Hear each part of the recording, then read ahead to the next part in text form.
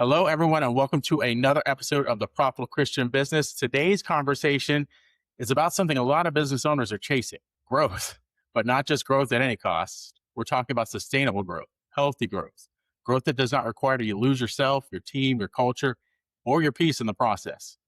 My guest today is Todd Krause, founder of Silversun Consulting and owner of the Cleaning Authority, where he grew the business from 1.8 million to more than 4 million while building a thriving workplace culture focused on people, performance, and long-term success. Todd brings a really unique background to this conversation. He has an MBA, he's a certified public accountant, an author, TEDx speaker, keynote presenter, and a business leader with more than 3 decades of experience growing organizations across multiple industries. He has founded and scaled fund administration firm managing more than $2 billion in assets under administration. He's helped launch and grow a major bank business unit that reached $14 billion in assets and now helps home service business owners solve the growth challenges that keep them stuck. But what I love about Todd's message is that it's not just about bigger numbers. It's about building businesses where people thrive, leaders lead well, and owners can grow without burning out or losing alignment. So today we're going to talk about leadership, culture, raising money, sustainable growth, and what it really takes to build a business that grows without costing you your life in the process. Todd, welcome to the Profitable Christian Business Podcast. Thank you, Doug. Thank you so much for inviting me to be here. Wow, that was quite a lot of accomplishments that you've done. I can't wait to dive into what seems like a vast amount of knowledge that you will have to help business owners grow. The way I like to start every Profitable Christian Business Podcast is to just kind of ask you just dive right in, getting to know you questions. So you've led businesses in finance, banking, franchising, consulting, and now home services. If we caught you on a completely non-business day, what will we find you doing? A non-business day? Yeah. So what are your hobbies? Oh my gosh. I love kayaking. Oh, And I, a few years ago, took up photography. Made it through the maze of aperture, exposure, all that other stuff to where I can finally get a decent photograph. So nice. catching things out and about while kayaking have been really good. The water birds, the fish, just the scenery, that and cityscapes.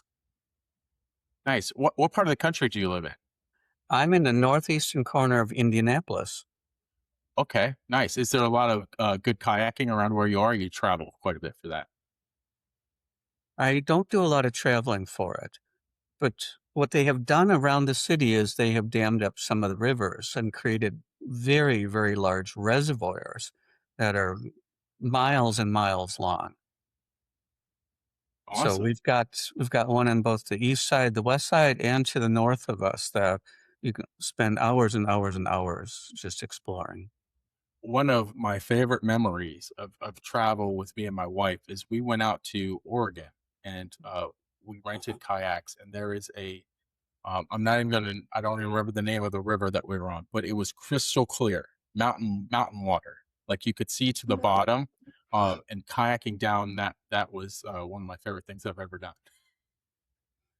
I've been to Oregon a few times, and I've always loved the country in the Pacific Northwest. And we just go back over and over and over again, especially to the Columbia River Gorge, Mm. and that whole area with the falls, Multnomah Falls. Is just it can spend so much time there, going from one falls to the next, and they're all so different. Yeah, the Northwest is one of my favorite areas of the country. So, really, really cool. So let's dive into business a little bit. You grew the cleaning authority from 1.8 million to over 4 million.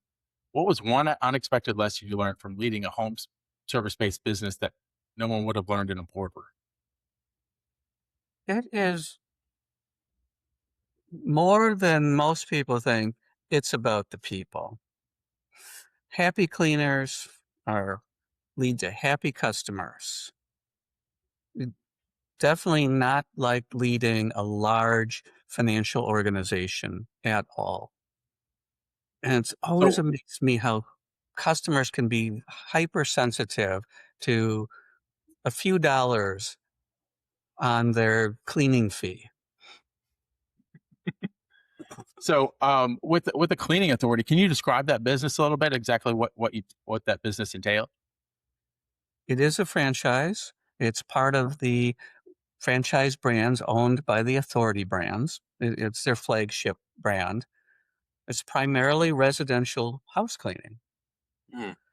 We have a rotation system where we clean the entire house, but on a recurring basis, different parts of the house get a deep cleaning each time we're there to maintain the house at a level of a deep clean. We operate in teams of two. There will be three people when they're training. So a training team will have a third person along with them for a couple of weeks to train. But the normal pattern is a team of two will arrive at the house and they will work their way through the house systematically. They have a whole pattern that they move through the house and a pattern that they follow in each room. That is the system. That way we can send any team to any customer and their experience will be the same. So the real key there is how we make sure that we're detailing things and maintaining the extra deep clean. That'll distinguish us from the cleaning lady. Yeah, I imagine systems, the whole franchise model, the reason it's successful is because they've built successful systems, right? And so once you are able to replicate those systems, is it easier to scale when you can replicate systems like that? It absolutely is easier to scale. Not all franchises are created equally, though. Some franchisors will do so much more for their franchisees. Others are just lending their logo, their branding. So it can be vastly different from one to the other. And that's for somebody looking into franchises, that's something to pay close attention to.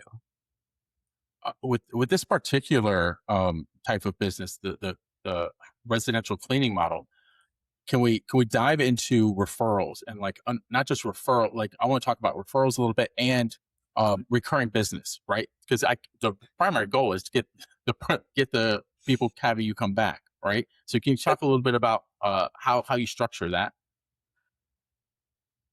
Certainly. We've got, well, right up front, our franchisor, the Authority Brands, does so much for us. They help with the whole mailing campaigns, the online advertising.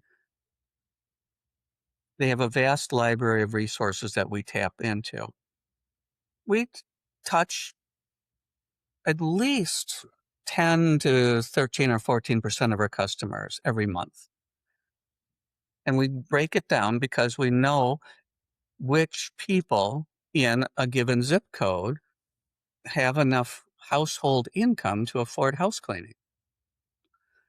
So we're able to target the people who can afford us rather than spending our money on people who would love to have their house cleaned, but it's just not in their budget. Uh, It's the typical marketing process. You have to touch them a number of times, and then we do an estimate for them. And most of the time, we sign them up for a recurring service. Well, we I never want turn down one time only cleans, though, either. I want to touch back on something you said because I feel like a lot of business owners get stuck here, and it's some of the reasons that they never succeed. You only went after the people you knew could afford your business. Knowing who your ideal client is key, right? I talk to people all the time that have been struggling, and then I find out like they're talking to people that don't have the money to buy their services. That's a huge problem because there are a lot of people that you could maybe call tire kickers. They can look, but they can't afford. Yeah, Grow a business with those people. yep. And then if you keep knocking on the same doors and getting the same results, you're not going to go anywhere, right? I mean, they'll be happy to talk to you when it comes down to price. Most of them will simply say, I can't afford that.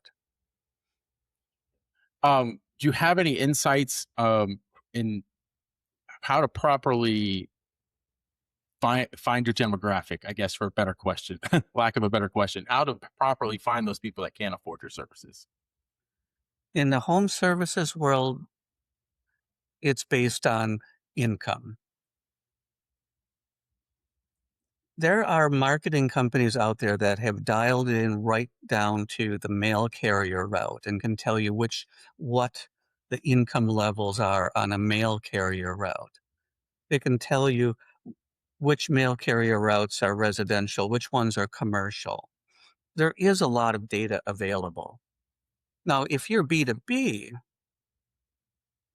now you have to quickly identify which businesses are likely to have the income level where they can afford you. Somebody who's struggling, somebody who has a very tiny business is not going to be able to afford a higher priced service. Revenue is one of the first indicators. Do they appear to have enough revenue to afford your services? You can weed out a lot of people who are unlikely to be able to afford your services with a quick conversation about what is their level of revenue, what is their customer or client base, where are they having pain. Just a couple of quick questions like that can immediately put them in, yes, they could use my services, or I'm not so sure that they can afford it, or will want to pay the price category. Yeah, sounds like you need to qualify quickly, right? Um, Qualify the prospect quickly, and then if they can't afford you, you just move on and qualify more more people. So We could spend all day talking to people who will never be able to afford your services. It doesn't do anything to grow your business. yeah, one thing we do as with my marketing agency is we do a lot of Google advertising, and there are certain zip codes, kind of like just you like you said, we will market to certain zip codes, but not others because we know the people in those zip codes can afford the services that people in other zip codes cannot. Well, Google is such a behemoth and has such a vast amount of data. They themselves are even looking at people's search patterns and what they're purchasing or not purchasing to zero in on who likely customers are. We've moved into that world a long time ago where Yeah, they're and now with I'm sorry, didn't mean to interrupt. Go ahead. no, where we're identifying who likely customers are by their behaviors and their habits. Yeah, I don't think anybody is quite ready for what's happening with AI right now, as far as being able to really dial in through the marketing, because the data we do a lot of um, search engine optimization, not search engine optimization, but AI automation, meaning when people are using ChatGTP, they're searching for certain things, they're searching for answers, right?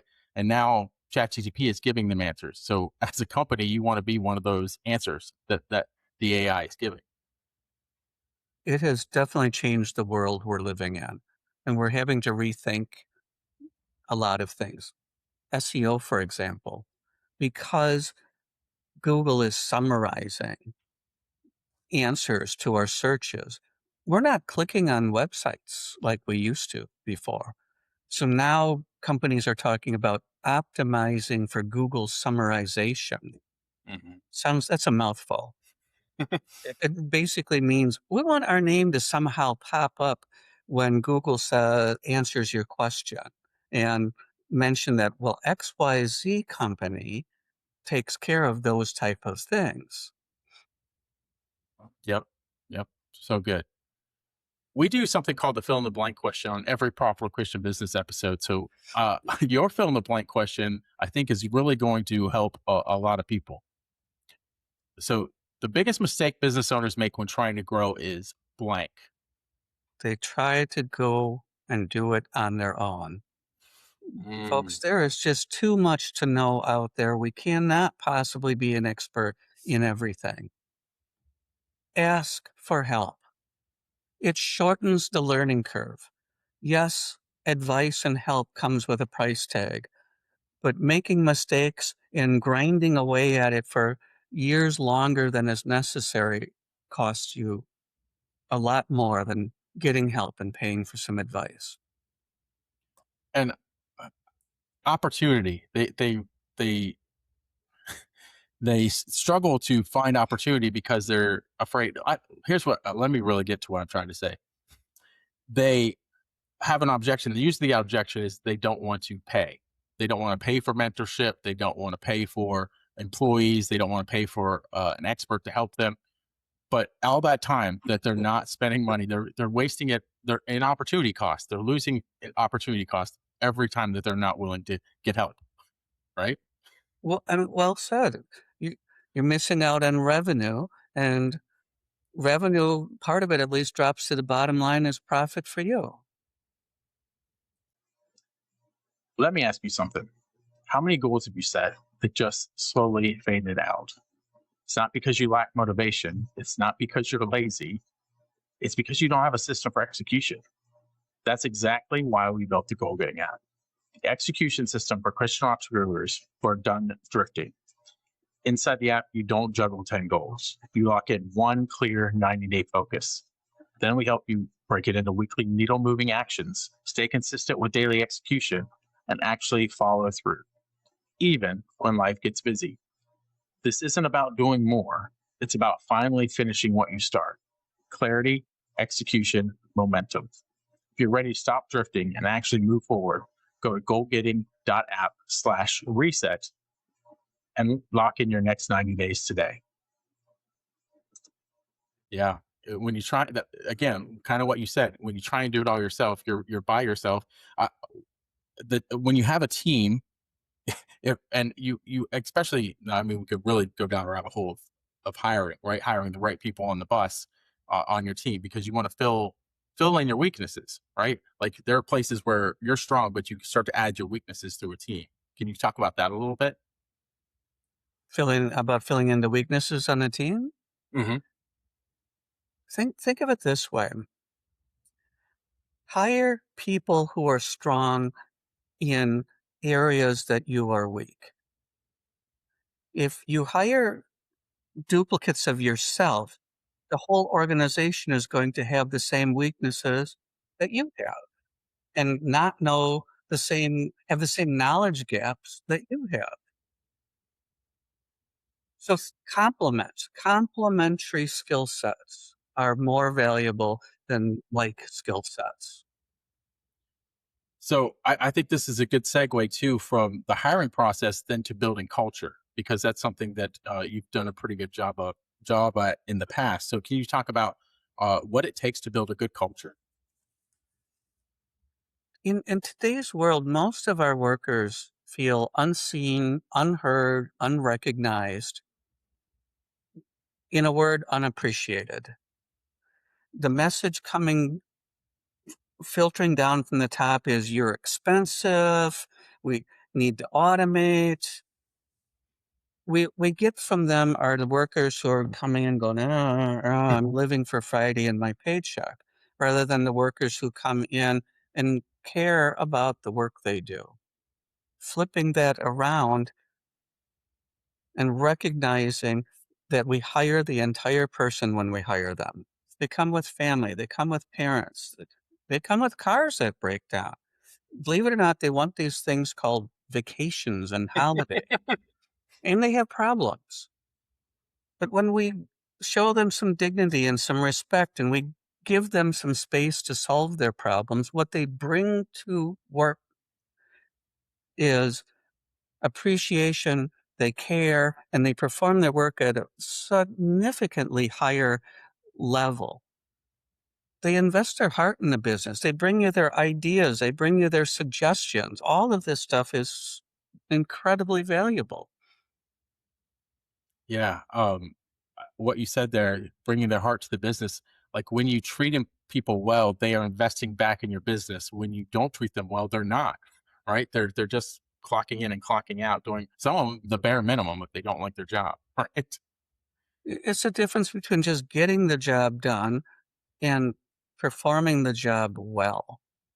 That gap in between is the difference between keeping your clients for the long term or having clients that are minimally satisfied and will jump to your competitors as soon as your competitor has something that looks more attractive, an offer that may be cheaper, it has a couple more advantages than what you have. There's no loyalty when you're just getting the job done. Yeah. Relationships across the board, whether it be with your vendors, your clients, your employees, the more that you can cultivate those relationships, the stronger the business, right? It's all about relationships.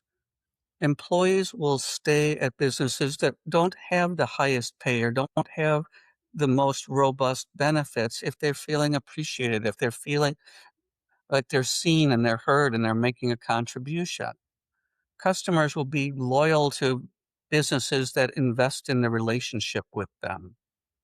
We're in this world where we don't talk to each other anymore.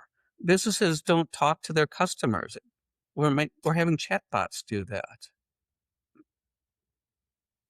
In a Yeah. race to the bottom on price. Yeah. I used to, there's a tagline I used to use that was relationships plus results equals growth, right? If That you can show the client results and you have a build a great relationship, there's no reason that your business won't grow. it, it really is that way. When you build the people, they build the business. Yep. It- I want to Sure. dive in real quick to something else that you do really well, and that is raising money.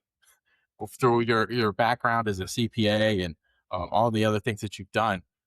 What is the secret to raising money in a economy crazy like ours is?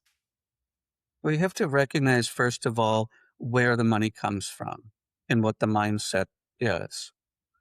For small businesses and entrepreneurs, a huge source of our funding is SBA backed. And there are a variety of banks that will offer SBA backed lending. If you're not going a route like that, then you start to look at, as you're starting out, friends and family and close associates. Getting out, the next ring out, especially for young businesses, are usually your angel type investors. They are going to be attracted to somebody with the right skill set, the right background, and an idea that they believe can be executed. There's a group of investors, one ring out, that will invest in young growth businesses. It tends to become a numbers game for them. They know if they are careful about investing in these businesses, that that a certain percentage of them will fail, but a certain percentage will succeed very well, and the overall return is very good. But as you move further out and you get toward your traditional banks and finance companies, they tend to be very conservative. Then it's about having assets that have value, a demonstrated history of revenue and profitability. Based on those factors, they will then lend. So let's talk about let's scale back those rings a little bit to the when early on. I think we mentioned angel investors and then another ring after that. What did you feel like? Yes, banks you need to have a lot more. You have to have almost a proven model already by the time you That get is to the bank correct. level. But what would you need to have to appear investable from these angel investors and those type of people? It's going to be a background in the area that you are launching your business in. You can't come from a history or literature background and suddenly say, I'm going to dive into a tech business. An angel investor will say, you don't have the credentials, you don't have the background, you're not somebody we would invest with. Now, somebody moving from a history in a tech company saying, I have an idea, I'm going to take it out and launch it on my own and can demonstrate what that idea is and how it is going to work. And they have a prototype, they've tested some models. Even if it's a service business, there's a prototype there's a model out there. They have a background in it. Somebody launching in home services has a home services background. Now I'm launching my own company. Yeah. Knowing some of the initial customers, saying, I have a list of customers who are ready to go with us, does a lot to incent somebody who's an angel type investor to want to invest alongside. And then lastly, you have to put your own money into it. Mm. You can't ask everybody else to fund you 100%. They're Yeah. going to expect you to put your money at risk with their money. Yeah, I could definitely see that mindset. Like, if you're not willing to invest in your own company, why should I be willing to invest in it? Right? There's an expression I haven't heard in many years, but the older uh, finance types who invested in other businesses talked about people being willing to eat their own cooking. Well, if Hmm. you're going to serve it to me, you better be willing to eat it too. Yeah. Yeah. Um, so let's talk about, like, there are a lot of, especially new business owners that go into it. They have a lot of passion, right? And when they start to grow, they start to feel overwhelmed, right? So, what are some signs that a leader has outgrown the way that they've been running the organization? Oh, emails that take forever to get responded to, phone Mm. calls that take days and days or even weeks to get back to, work piling up on the corner of the desk, the estimates that aren't completed, orders that aren't placed. What is the owners reaching this point where they can't get their arms around the business anymore, things are falling through the cracks. And do you believe that's because they wanted to wear the hats for too long, all the hats, and they were not willing to discard them fast enough?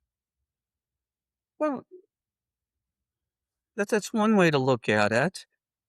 But let's look at what the psychology is of being a business owner. It's my business. My name is on the door. I'm responsible for delivering the results. I promised everybody this.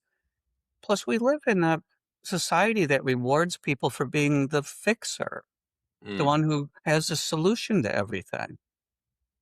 Growing a business beyond what you can do personally, what you can get your arms around, requires letting go of some things. It means hiring people who will do these things for you. There's also this mentality that if we want it done right, we fill in the blank with, well, then do it yourself. But it doesn't work that way when you hire people. They will do it their way. The real measure is to use Mm. this objective measuring stick and say, was that a good answer? Was that a good result for the business? Not, was it my way? That's powerful right there, because I feel like there's a lot of that type of mindset out there where there's only one way to do it, and that's my way, and that keeps people, exactly like you said, from growing, because they're not willing to hand it off because they think their way is the only way. And when someone else is willing to do it and they get the results the same or better, right? You got to be able to let go of that. It's very well put. Well, that's exactly what happens. When you give people the space to come up with solutions and ideas, oftentimes they amaze us and they do it better than we can do it. But too many of us are stuck in this "it's my way or the highway" type of thinking. And the byproduct of that is, let's go back to what you said earlier, is now they feel invested in the business because their ideas and their ingenuity is being used to grow the business. It absolutely is, and that was key to growing the cleaning company. Can you dive into that a little bit? My managers were cleaners at one time, scrubbing toilets, cleaning showers. They had potential, so they became managers. At first, their mentality was, "Todd, we have a problem, what do we do?" Mm. So I said, "Well, we can do A or we can do B."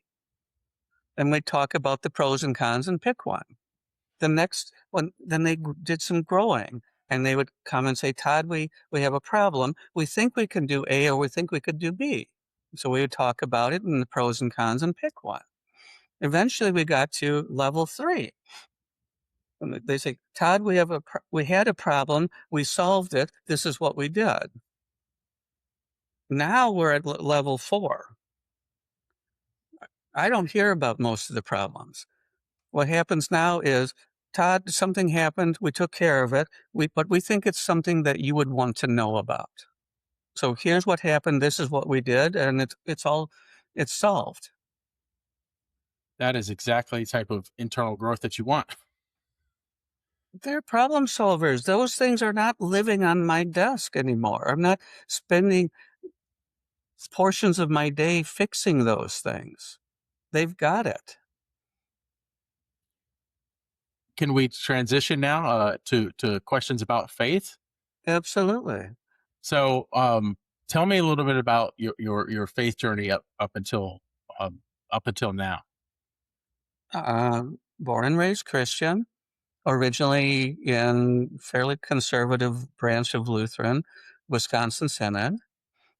Along the way, had some disagreements with the religious leaders, and for a time was not actively practicing, but have come back and been back practicing for many years now. Currently in a sister synod, the Missouri Synod. Missouri Synod and Wisconsin Synod were aligned at one time. They had a falling out years ago, but they're contemplating becoming affiliated with each other again as we speak. Basically the same teachings. Hmm. So it's all Christ-based. It's all about fellowship. It's about the Good Samaritan is a good example. Taking care of your fellow human being when they have a need and when you have an ability to help them.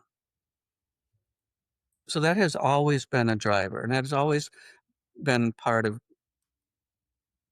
doing a little extra than is expected and doing it well. It matters. It's important. Do your work as unto the Lord, right? Yes, because in the Bible, it says that when you do these things for these people around you in need, it's as if you did them for me. And that's what Jesus was saying to his disciples. Amen. So, through your business journey, how has your faith shaped the way you define success? It has definitely shaped how we care for our employees, how we talk to them, how we treat them. So a couple of quick examples. In winter, when they slide off the road and they're in a ditch, we go out and we'll push their cars out of the ditch. We'll change tires for them. We've had cleaners whose cars, well, I have to back up so that it makes sense. We don't have a fleet of cars. We pay them to drive their cars. But we've had cleaners whose cars broke down. We've driven them around from house to house to house so they could get their paycheck. We've taken their cars to the mechanics for them. We've had cleaners who've had deaths in the families, and we've collected money for them. We've gone to the funerals. We've been there for them. We've been at their graduations, their weddings. That's it's creating like a family like atmosphere, right? And really taking care of people like their family. It is, even though we don't use that language, but yes, it is. There was a time not long after I took over when my managers reached this point where they felt like they finally knew who I was and how I was going to run the business, that they said to me privately in a conversation, "We're family." And Hmm. I thought, "Oh my God, what an amazing thing." Yeah. You develop so many things by growing a great culture like you have. Um, it's easy to grow a business when people are bought in and helping you grow it. Well, it produces 5 very distinct things. Your your people stay longer. Your turnover drops. That's an expense to the business is turnover. Your hiring costs drop. They start telling friends and family what a great place. These friends and family ask to work there. So you don't even have to spend money advertising for people. They care. So they take that heart and caring with them out when they do the work and do the cleaning. The customers rave about the results. They customers stay longer. That means that every time we add customers, it increases the revenue faster because we're not replacing lost customers. We're getting referrals from customers. And then number 5 is free advertising. You cannot beat when they go out to Google, number 5, and post a picture and tell the world what a great job you did, and then hit the 5-star button. Yeah, and hiring becomes easier when you have people saying, when they know people are looking for a job and they work there and they're like, I know a great place to work, right? We have a wait list. Wow. We have 5 to 10 people who walk in a week asking to apply. But other cleaning authority offices are saying, well, where are all the good people? Why can't Hmm. they find anybody? I'm saying, you're not doing it right. Yeah, I think about it often. Like you could tell it in a restaurant environment. Like if you go into a restaurant, you always get good service, and you know it's because you see the same employees because they're staying around because they love working there, and doing a good job. Where you go in another restaurant, and it seems like you're seeing new people every time, and you can tell it's probably a culture problem. It it is a culture problem, and you've gotta love going to those restaurants where you see the same people because they recognize you, and then they make you feel at home when you're there. Hmm. They start to Yep, and remember the things you like and the things you don't like. yep, they know what table you like to sit at, what you like to drink right off the bat. You almost have to tell them, "No, I'm getting something different today." Yeah, they'll often fly by and say, "Would you like the usual?" Yep. No, this time I think I'll try something else." Yeah, it means a lot when somebody can remember your name and remember the things that you like. It's really, really cool. Well, there was that whole TV sitcom series with the theme song about going to a place where they know your name, That's right. Yep, yep. And and the I same love people that. kept going there. There's some it feels so great to walk in and have people know who you are. So, let's transition again. Talk a little bit more about the home service business, but I want to try and help as many people with this podcast as possible. So, there are people that have lots of demand for their home service business, but they still feel like they're stuck, like they're not growing. What do you feel like the common denominator is often there, or how can you kind of help them get out of that? I guess. As you put it, they have demand, but they're still feeling stuck. That suggests to me that they probably are experiencing turnover Mm. at levels that are preventing them from growing. So think about it this way. If you're losing 2 or 3 customers a week that are due to things you can control, quality, service levels, just plain old customer service, responding to emails and phone calls, but you're only signing up 2 or 3 customers a week, you've hit this numerical ceiling where you're not going any higher because you're losing them as fast as you are bringing them on board.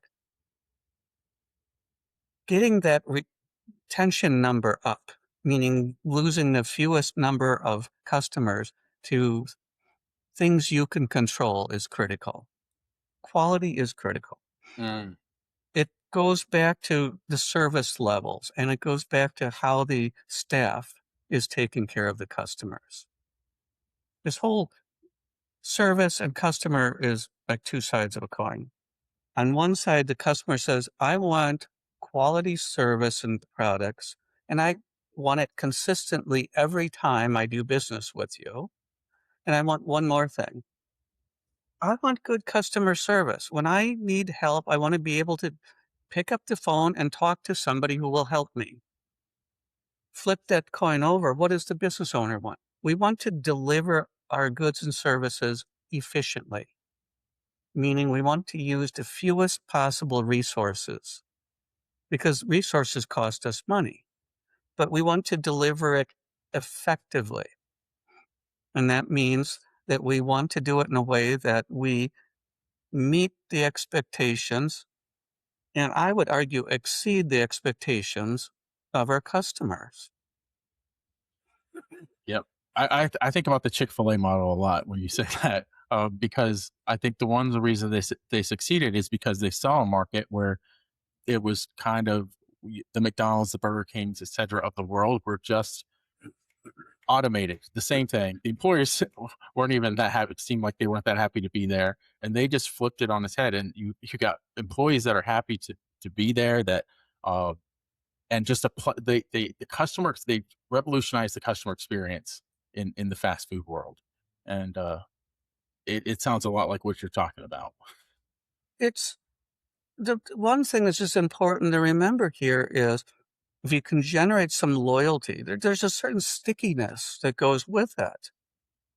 The customers will keep coming back to you over and over again. They'll keep dialing the same number every time they want that service. Yeah, and I think about this too. If there may be a better chicken sandwich out there than Chick-fil-A's, but they're going to win because the experience and the customer service is so much better. Okay. Absolutely. They'll it is poor service is that pebble in the shoe. You just want to get rid of it as quickly as you can. Let's transition one more question about raising money. And a lot of business owners are like, "Yeah, I want to raise money right now," but what things can they fix? Should they fix in their business before they even go asking for money? So your service model is one of the Mm. biggest things to fix. Most businesses we help do not have their service model dialed in.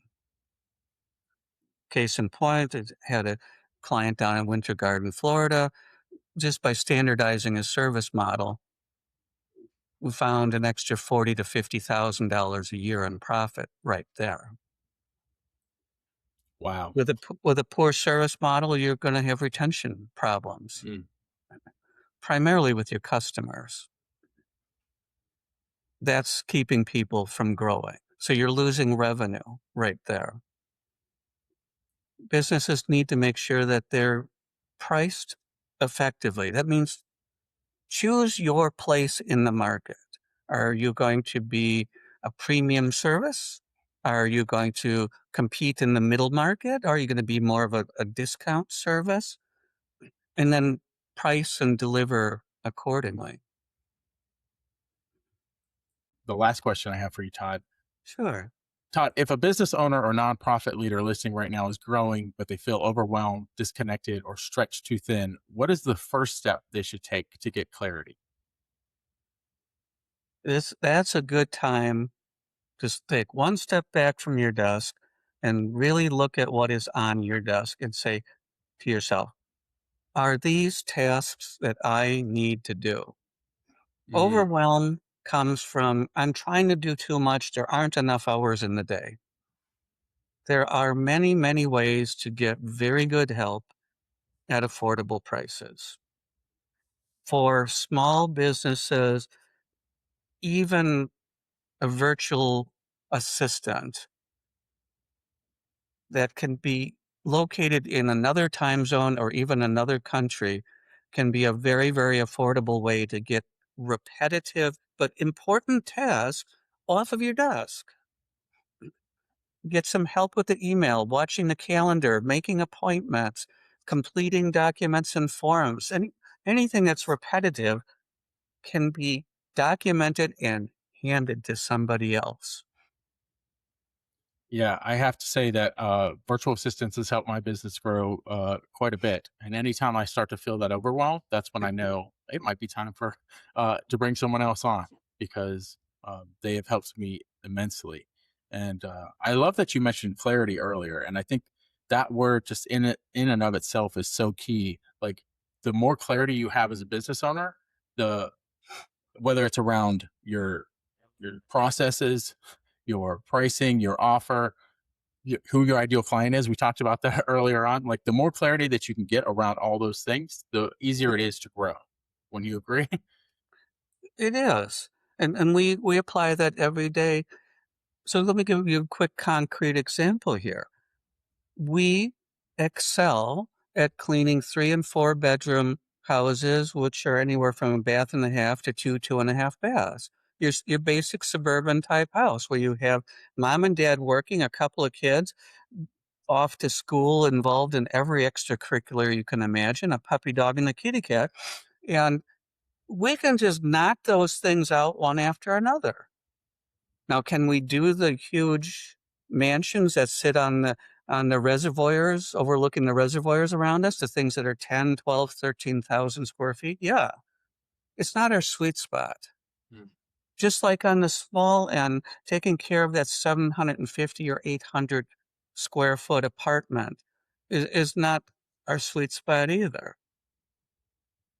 So we know our target market and we know what our customers look like and what they behave like. And we know where geographically they live. That clarity is what every business owner needs. Don't chase what doesn't fit. So speaking of that, I imagine you can really help business owners get that clarity. So I know you offer a complimentary business clarity and growth conversation Absolutely. around leadership gaps, hidden efficiencies, ways that they can scale and not be burnt out. I'm sure there's a lot of people listening right now or watching that have felt some burnout or feeling it right now. So where do people go to schedule a conversation with you? Go to www.silversunconsulting.com. By the way, sun is SUN. On the About page, you'll find a bio. You'll find my email. You'll find a phone number that rings right here. Give me a call. I will be happy to talk to you.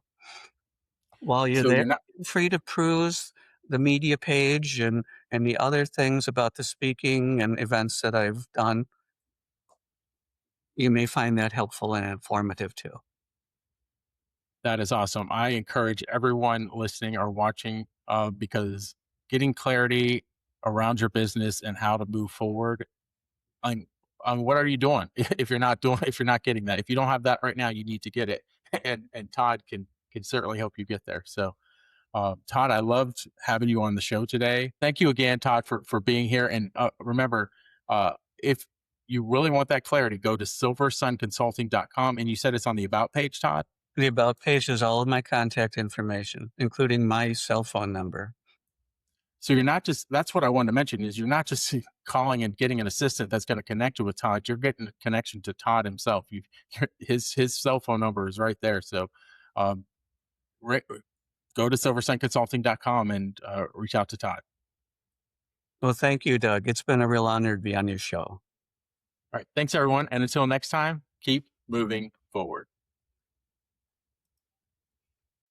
Thanks for checking out the Profitable Christian Business Podcast. Remember to like, subscribe, and share.